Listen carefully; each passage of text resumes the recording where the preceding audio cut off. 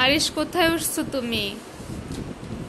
আরিশ, ও হচ্ছে অনেক আগের একটা বানানো জুতা পরছে।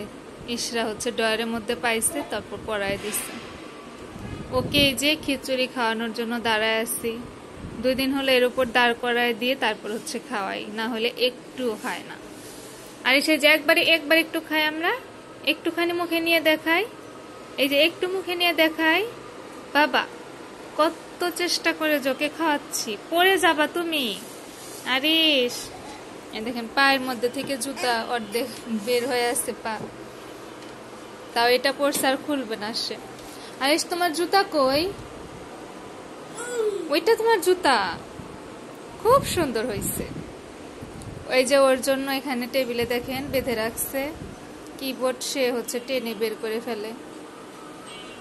মানে মোট কথা ঘরের সবকিছুই বেঁধে রাখতে হয় এখন। মাঝে মধ্যে মনে হয় সবকিছু বাঁধারছে ওকে বেঁধে রাখা সহজ। আল্লাহ, এটা কি বের করছো? ওটা বাবা, রেখে দাও, রেখে দাও, এটা ওটা রেখে দাও। এই যে একবার একটু খেয়ে দেখাই আমরা, একবার একটু, একবার একটু খাই, একবার একটু খাই। বারান্দায় যাই আমরা, চলো ব্যালকনিতে যাই। হাম্বা আসছে, হাম্বা, হাম্বা দেখবা, হাম্বা দেখবা।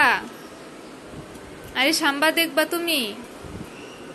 আরিশ, হাম্বা দেখবা? গরু হাম্বা আসছে, গরু হাম্বা দেখবা? দেখতে যাবা? দেখতে যাবা নাকি? যাবা না?